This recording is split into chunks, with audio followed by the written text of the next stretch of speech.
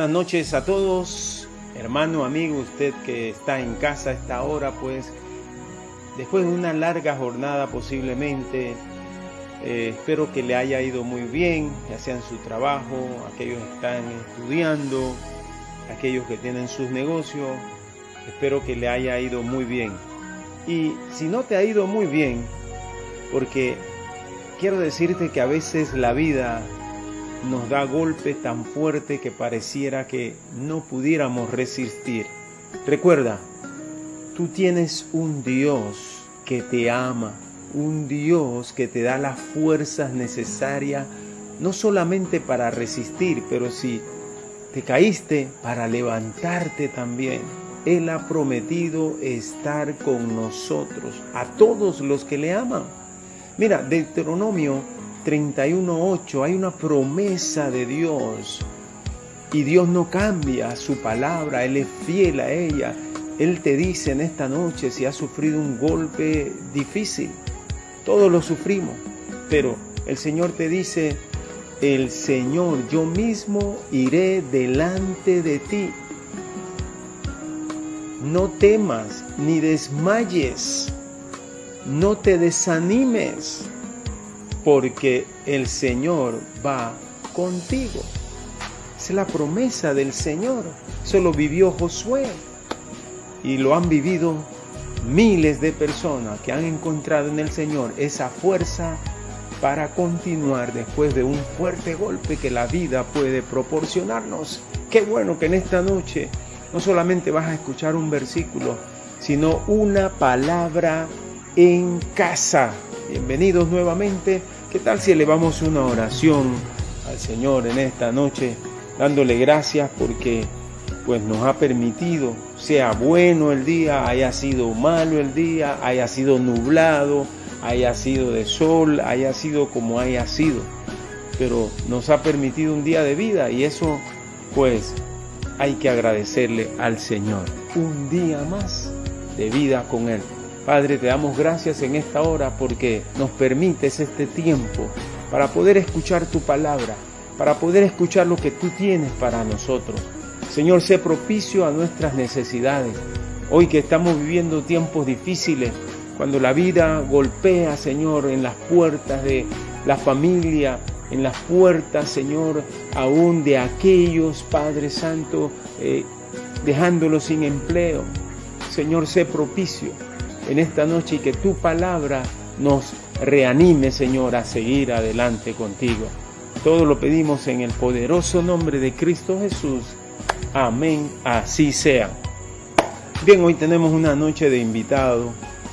Tenemos con nosotros, pues hace rato que no lo escuchábamos, ha tenido muchos compromisos, pero siempre saca de su tiempo para compartir una palabra con nosotros. Estoy hablando de nuestro invitado, nuestro pastor, Carlos Caballero. Así que sin más le voy a dejar con el pastor Carlos Caballero. Bienvenido, pastor. Gracias. Que el Señor me los bendiga a todos en esta preciosa noche y quiero darle gracias primeramente al Señor por la oportunidad de poder llevarles una palabra que sea de aliento, que sea de motivación para cada una de nuestras vidas. También quiero darle gracias al Señor por la vida del pastor Johnny, que nos extendió esta invitación para traerle esta palabra de bendición a la iglesia del Señor.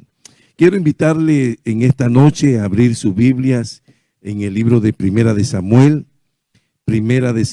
capítulo 17. Permítame extraer unos versos de esta historia muy conocida por muchos de nosotros, aún desde nuestra temprana edad. Muchos de nosotros venimos escuchando la famosa batalla de David frente al gigante Goliat. Pero en esta noche,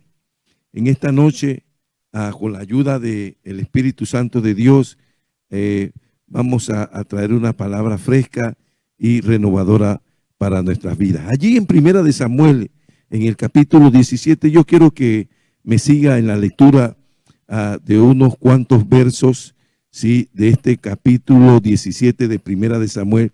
Allí vamos a estar leyendo los versos 12 al verso 19, que rezan de la siguiente manera. Y David era hijo de aquel hombre efrateo de Belén de Judá, cuyo nombre era Isaí, el cual tenía 8 hijos. Y en el tiempo de Saúl este hombre era viejo y de gran edad entre los hombres.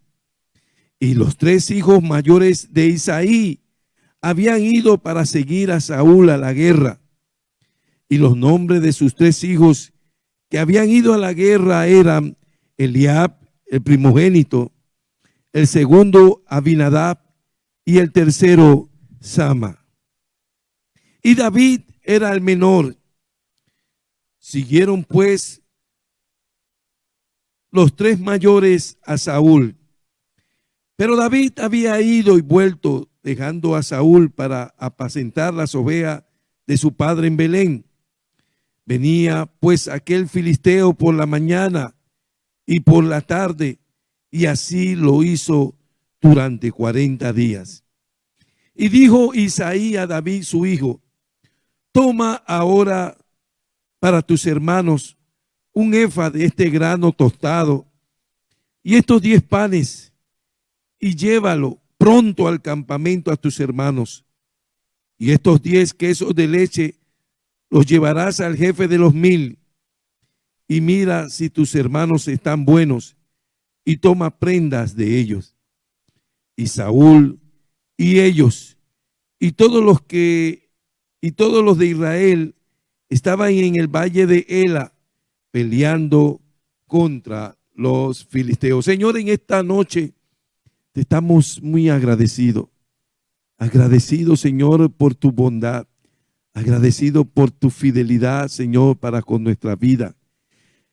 Gracias, Padre, por la oportunidad que nos permite de poder compartir no solamente tu palabra, sino a renovar a la vida de tus hijos, de tu pueblo, a través de esta tu santa y bendita palabra.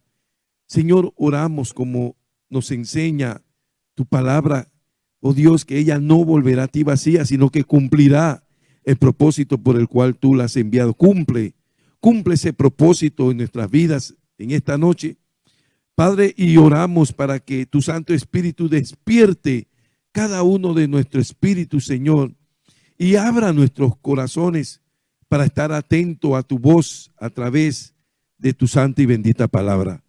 Por Jesucristo te lo pedimos, dándote gracias. Amén. Hemos titulado esta palabra para esta noche: ¿a qué distancia estás de tu mejor momento?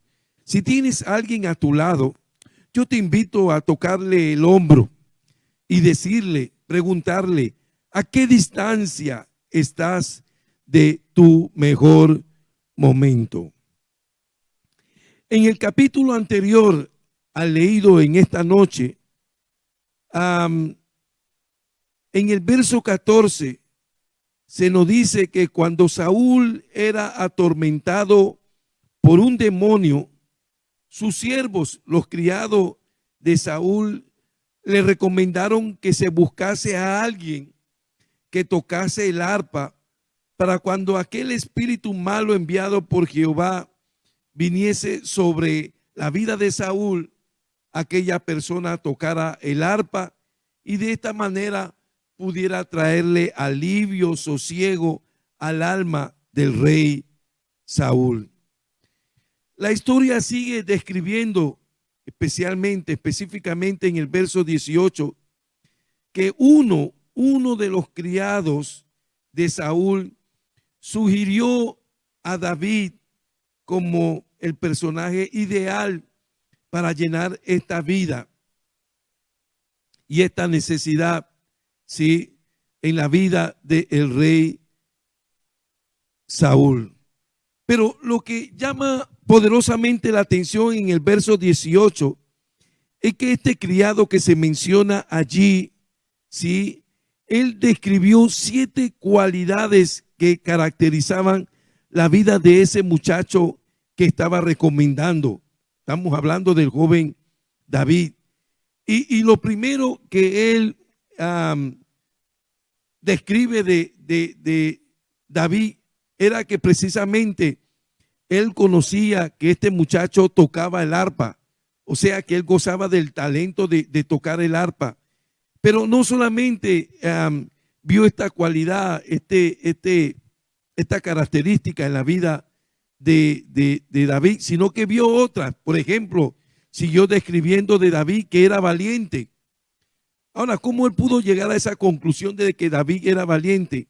Yo quiero concluir, quiero vertir mi apreciación que quizás en los tiempos en que le tocaba dejar la corte y volver a su familia, quizás él le tocaba pasar por ahí donde David apacentaba esas pocas ovejas de su padre y tal vez le tocó en una o en varias oportunidades ver a este joven valeroso y le voy a llamar esforzado, de no permitir que ni los leones ni los osos le robaran una de aquellas ovejas, ¿sí?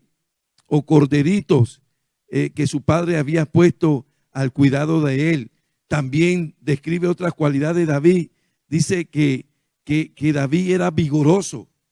Y quizás la apelación de este término al describir de David la eficacia de su trabajo es que lo más seguro que le tocó ver a David arrancarle de las fauces del león o del oso, sí, esas ovejas que pretendían robarle. Y esto lo lleva a describir la cuarta cualidad o característica que vio en el joven David al describir que él era un hombre de guerra, pero como un muchacho con la temprana edad que gozaba David en ese momento podía calificarlo como un hombre de guerra, pero seguro lo hacía viendo la valentía y lo vigoroso del muchacho en pelear por lo que le tocaba defender, y eso lo llevó a concluir de que definitivamente ese muchacho llenaba las cualidades de un hombre de guerra. Allí sigue describiendo este criado de David que era prudente en sus palabras. Y yo quiero concluir que él llega sí, a esa apreciación personal, porque seguro se vio tentado en ver a este muchacho gozando de estas cualidades, hablar con él y ver que no solamente David gozaba de talento y que era valiente, vigoroso, que era hombre de guerra, sino que también era prudente en sus palabras. Y sigue describiendo de David que era hermoso, pero pienso que de toda la descripción que hizo de David, la séptima llama poderosamente la atención, que dice que David, de David dice que Jehová estaba con él. ¿Sí? Es tremendo ponernos a pensar por un momento cómo la gente puede tener sus ojos puestos sobre nosotros y nosotros no tener la más mínima idea, ¿sí? El más mínimo pensamiento que la gente nos ve, ¿sí? Este era el caso de David. No sé cuántas veces le tocó ver a David pasar a este criado de Saúl por donde le tocaba cuidar las ovejas de su padre, y lo menos que podía pensar David es que ese criado de Saúl tenía los ojos puestos sobre él y que cada oportunidad que tenía de pasar por donde estaba David descubría una cualidad nueva en la vida de este muchacho. Pero lo que más nos llama la atención, que cuando Dios habla de David, no menciona ninguna de estas cualidades que aquel hombre, aquel criado vio en la vida de David. Porque dos veces se menciona en la palabra de Dios que el Señor declaró de David que él era el varón conforme al corazón de Dios. ¿Sí? O sea que Dios solamente vio una cualidad.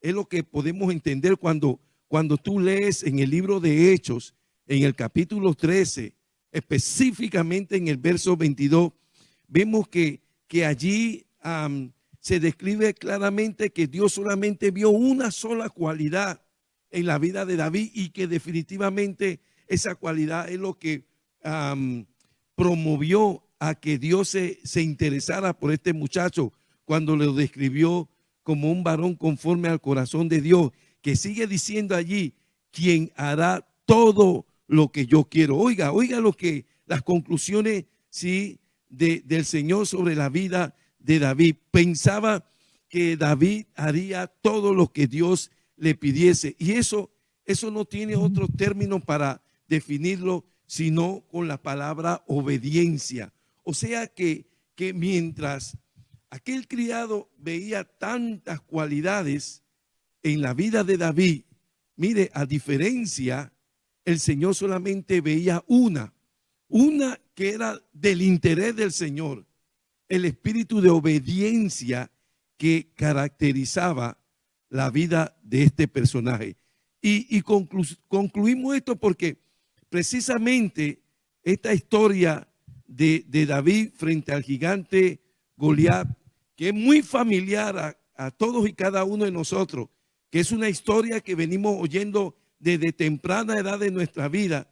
Sí, esta historia lleva consigo muchas lecciones prácticas para la vida del creyente, para la vida del cristiano. Y hoy estamos descubriendo una más entre tantas lecciones que podemos encontrar en esta historia de David frente a Goliat.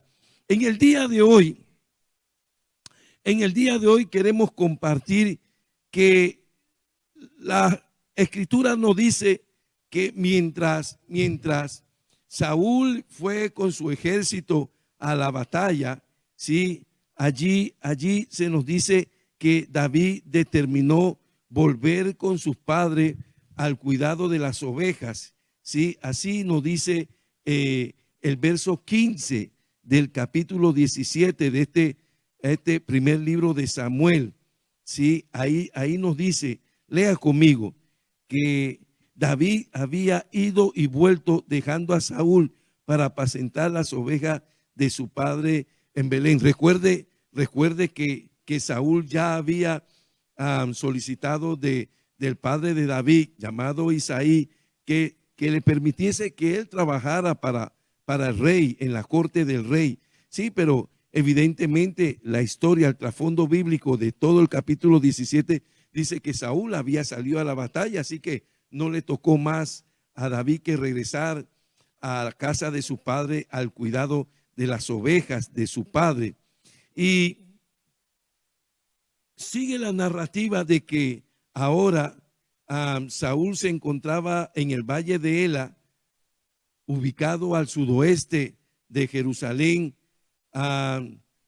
donde su ejército había acampado ahí a las faldas de las montañas que se encontraban a un lado de ese valle de Ela, y al frente estaban los ejércitos de los filisteos, ¿sí?, uno frente al otro, listo para la batalla. Así es como se describe en los primeros 3 versículos de este capítulo 17 de Primera de Samuel.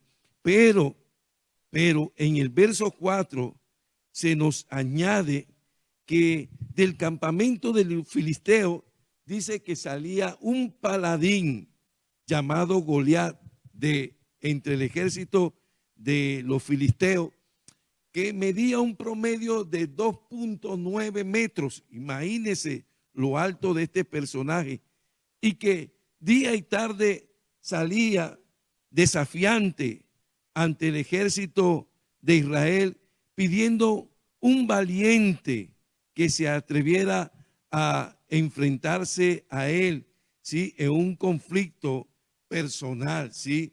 O sea, un conflicto entre un representante del ejército de Saúl y él que representaría al ejército de los filisteos. Y el que venciera, ¿sí? El vencido con su ejército quedaría como siervo, como esclavo del vencedor. Pero dice las escrituras que la figura de este paladín llamado Goliat era aterradora, ¿sí? Inspiraba miedo, llenaba de terror a los israelitas, y que ninguno se atrevía a enfrentársele.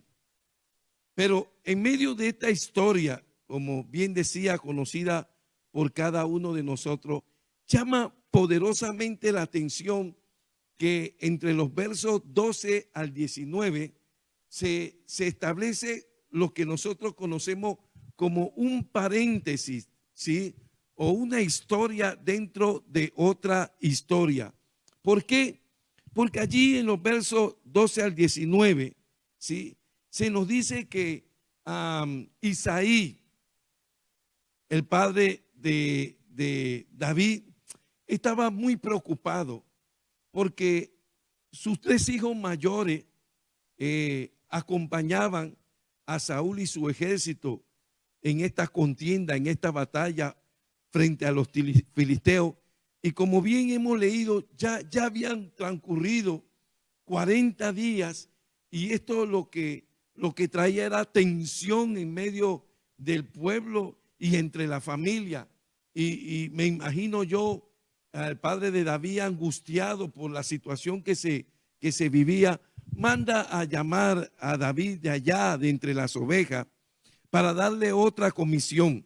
Eso es lo que se describe, ¿sí?, en estos versos 12 al 19, ¿sí? Una historia dentro de otra historia, un paréntesis en medio de la descripción de la batalla de David frente al gigante Goliat.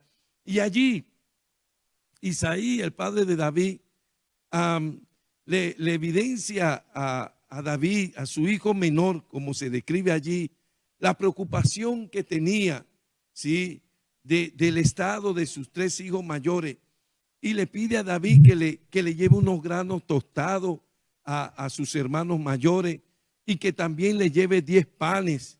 Y para el jefe del millar de soldados, que me imagino que entre ellos se encontraban los 3 hijos de Isaí, le llevara 10 quesos de leche para que le permitiese que él pudiera tener algún tipo de contacto, de roce con su hermano, y no solamente pudiera traer noticias de los hijos de Isaí, sino prendas, ¿sí?, pruebas, evidencias, señales de que ellos estaban bien.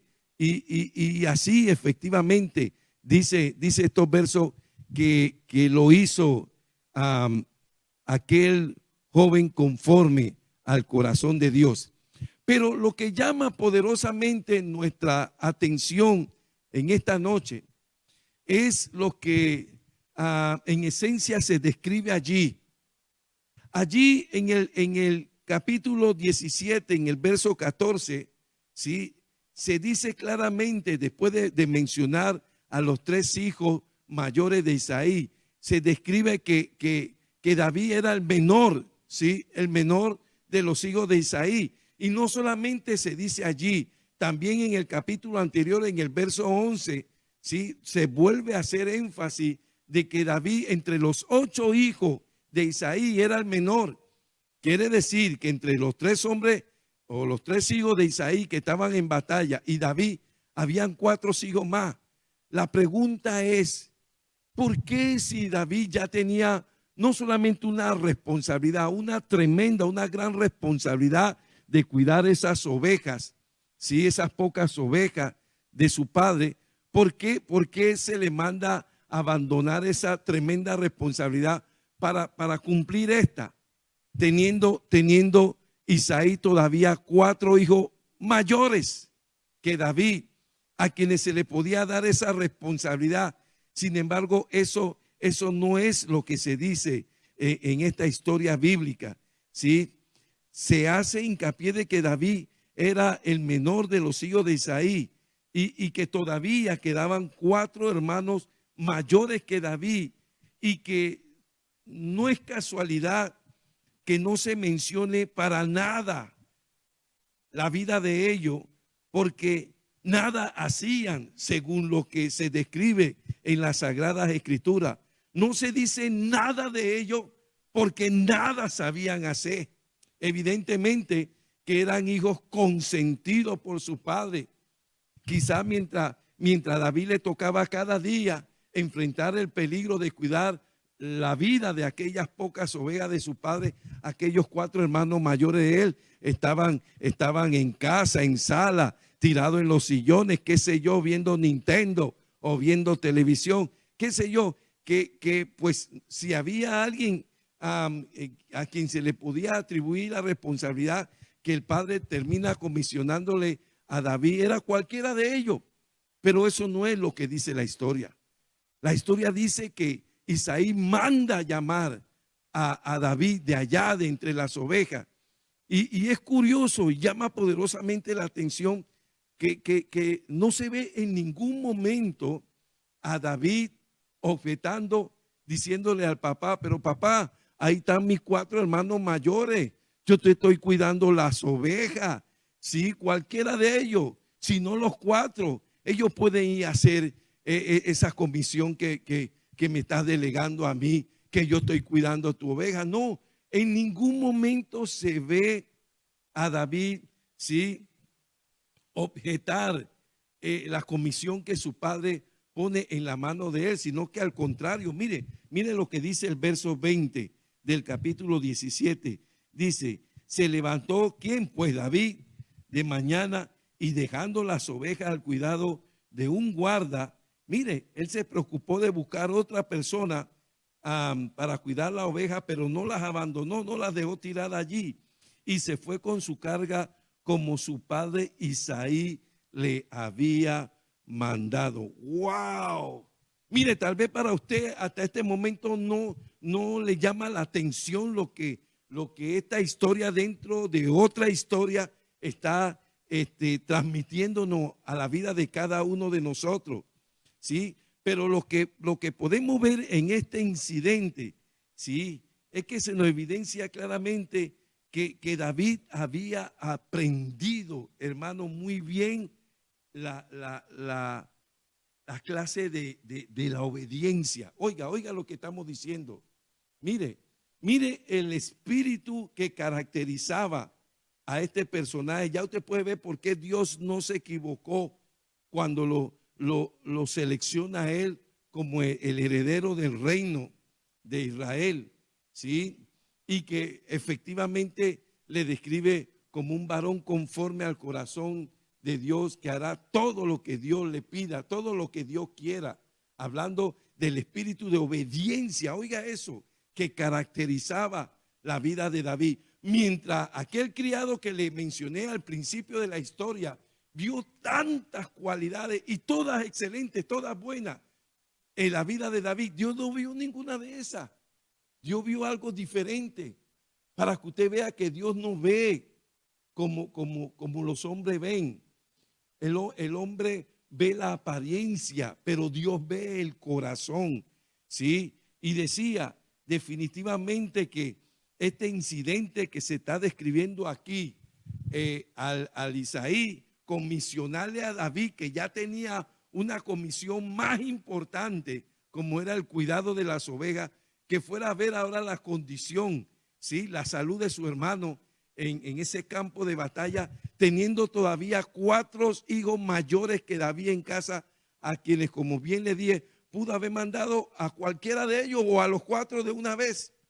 Sin embargo, le da la responsabilidad a David, y como bien decía, no vemos en ningún momento a este muchacho objetar, excusarse, contender contra el papá. ¿Por qué me están mandando a mí si ahí hay otros que lo pueden hacer? Ellos no están haciendo nada, ellos nunca hacen nada, todos me lo mandan hacia mí. No. Mire el espíritu que caracterizaba a David. Él busca a alguien a quien le comisiona la responsabilidad que tenía con la oveja y va en obediencia. va en obediencia a cumplir lo que su padre le comisionó allí. Y bien te decía que este incidente, este pequeño incidente que se describe ahí, definitivamente que nos evidencia que David había aprendido muy bien, ¿sí?, el principio de obediencia. ¿Sabe por qué? Porque hay una gran verdad que se nos enseña en el reino. Y es que antes de que cualquiera de nosotros seamos promocionados a mandar, primero tenemos que aprender a obedecer. Nunca, nunca el Señor nos comisionará, ¿sí?, una responsabilidad tan grande y tan seria como la que es la de mandar, si antes no hemos aprendido a obedecer. Y mire lo que enseña esta historia. Jamás, como dice el título del mensaje, jamás David se hubiera imaginado que la obediencia a su padre, ¿sí?, esa acción de obedecer aquel día a su padre, hermano, eso establecería aquella distancia. ¿A qué distancia, decía yo, estás de tu mejor momento? Jamás se hubiera imaginado que ese acto de obediencia, hermano, era lo que iba a definir aquel día en la vida de David, a qué distancia él estaba del mejor momento de su vida. ¿Por qué? Porque dice la historia que usted conoce bien, como todos la hemos oído tantas veces, que cuando él llega allá al campo de batalla, dice que los ejércitos se estaban alineando frente a frente y le tocó oír a aquel paladín, ¿sí?, vociferar, pidiendo a un hombre, alguien que se atreviera, un arrojado, ¿sí?, a que se le enfrentase a él. Y como bien decía, si le ganaban, entonces los filisteos serían siervos, esclavos de Israel. Pero si él le ganaba al representante de Israel, entonces ellos serían los siervos, los esclavos de los filisteos. Y dice la historia, como bien conocemos, que ese día, hermano, ese día, ese acto de obediencia a su padre, hermano, lo catapultó en el escenario, no solamente bíblico, sino en el escenario del reino de Israel, que David no volvió a ser nunca más aquel pastorcillo de unas cuantas ovejas como lo había sido hasta ese momento. Nunca más la Biblia menciona, y no porque fuese algo malo, sino porque esa acción de obediencia, oiga, definitivamente que definió a qué diferencia, ¿sí?, a qué distancia se encontraba David del mejor momento de su vida. Porque ese día, dice, él cogió su onda con que enfrentaba a los leones y a los osos y le puso una piedra y lanzó, después de girar la onda, y lanzó esa piedra y pegó en la frente de aquel gigante filisteo, y ya en el piso David sacó la propia espada del gigante y terminó arrancándole la cabeza. Y como bien decía, David nunca volvió a ser el mismo de antes. Qué tremendo, qué tremenda esta historia que se nos describe aquí. Este incidente nos evidencia que David había aprendido muy bien a obedecer antes de ser promocionado a mandar. Y es que, escuche, esa era la cualidad, esa era la señal, ¿sí?, que definitivamente evidencia en la vida de cualquiera de nosotros la obediencia, la distancia, ¿sí?, para experimentar el mejor momento de nuestras vidas. Y esa distancia, escúcheme, está al alcance de cualquiera de nosotros. Todo lo que Dios quiere ver en tu vida, todo lo que Dios quiere ver en nuestra vida es un espíritu de obediencia. ¿Sabe? La Biblia en reiteradas ocasiones repite las bendiciones por causa de la obediencia, pero también De igual manera repite las maldiciones por causa de la obediencia. O sea que hay bendición por causa de la obediencia.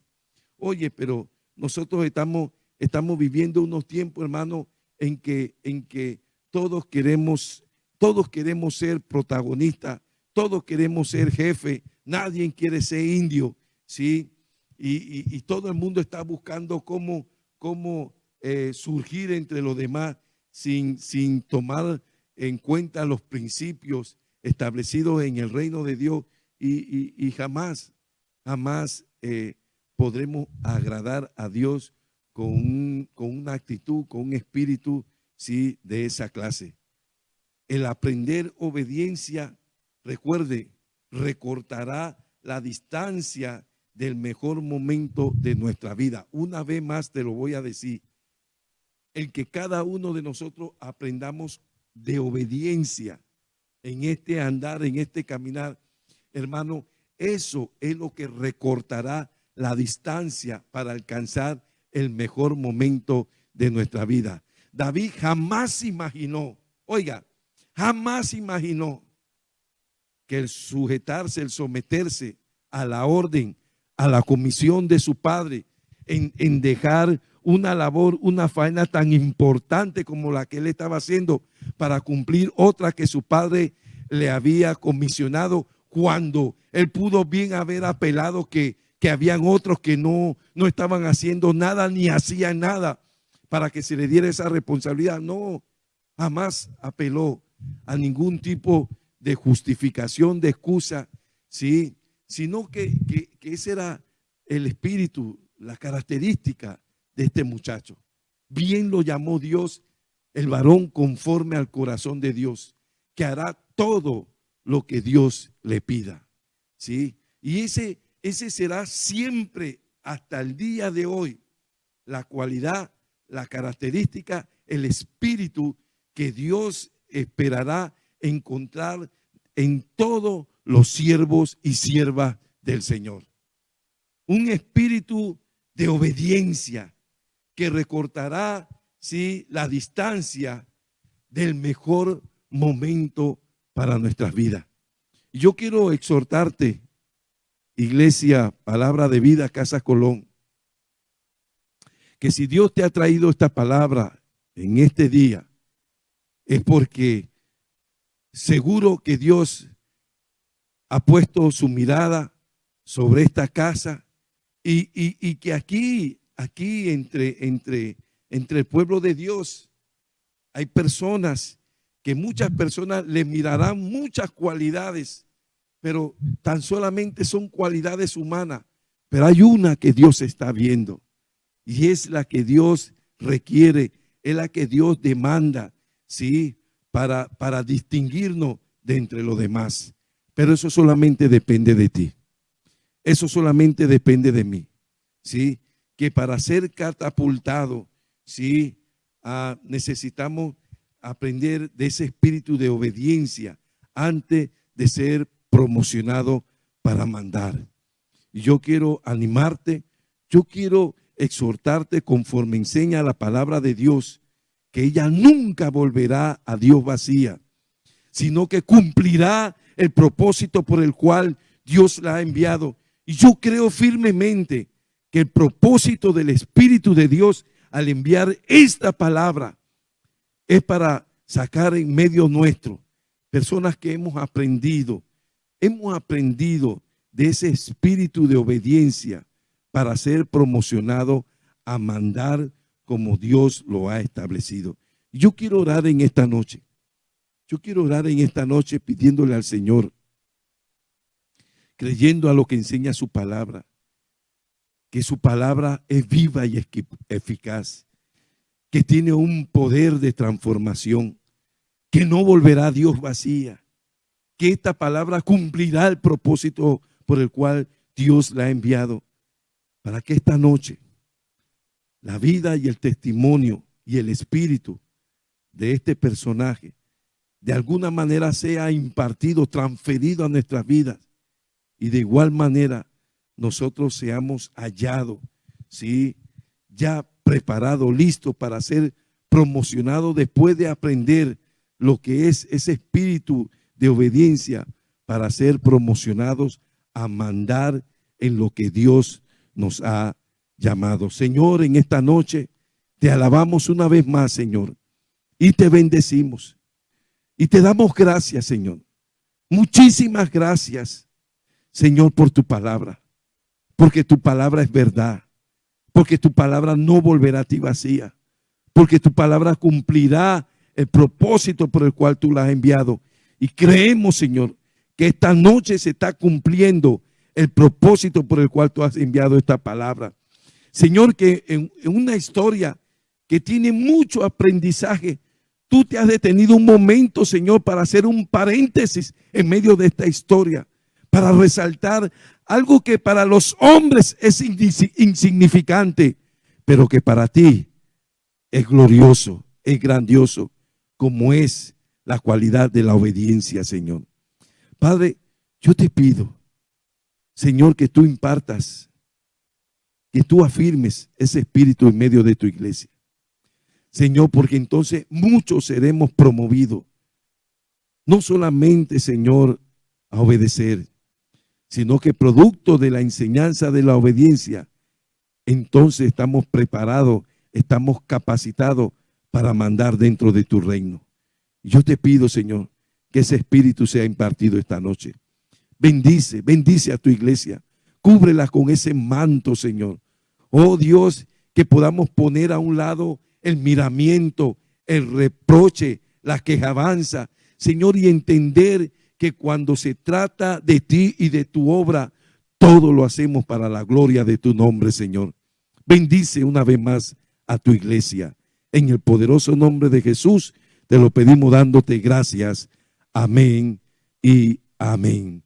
Bien, hermano, una vez más damos gracias, muchísimas gracias al Señor, sí, y al pastor Johnny por la oportunidad que nos ha permitido de poder traer una palabra de bendición para la iglesia del Señor. Pastor, que Dios le siga bendiciendo. Qué buena palabra en esta noche. Queremos dar gracias a Dios por nuestro pastor Carlos Caballero. Gracias, pastor, por esta palabra compartida. Sé que la vamos a atesorar y la vamos a vivir, porque ella produce. Por eso ha sido enviada de parte de Dios. Qué bueno haber disfrutado en esta noche, amigo, hermano. Nosotros acá, pues, usted en su casa también. Hoy un ambiente natural. Quizás escuchan el sonido de las ranas, de los grillos. Qué bueno. Así es que en esta noche no me resta más que dar gracias a Dios por todo lo que nos ha enviado en esta noche. Y recuerde, siempre el Señor tiene algo para nuestra vida. No temas, sigue adelante. Sigue adelante. Padre, te damos gracias en esta noche por tu palabra predicada. Gracias porque tú la envías con propósitos definidos. Señor, es nuestro alimento y en esta noche te damos muchas gracias, Señor. Gracias por el vaso que usaste. Gracias por la vida de nuestro pastor Carlos, Señor. Sigue bendiciéndolo, guiándolo en los proyectos que tenga, Señor. Abre las puertas de tu gracia y de tu amor, Señor, para cada obra y labor que esté llevando a cabo, Señor. Bendícelo a él, a su hogar, a su familia, Señor. Bendice a tu iglesia, Señor. Bendice a cada uno que ha recibido esta poderosa palabra, Señor. Lo pedimos en el precioso nombre y en el poderoso nombre de Cristo Jesús. Amén. Así sea. En esta noche nos despedimos de una palabra en casa. Se les ama, se les extraña. Recuerden, el domingo un culto especialmente para las mamás. Así es que anótense, mamá, aquellas pues que no lo han hecho. Que el Señor les bendiga ricamente. Saludos a todos.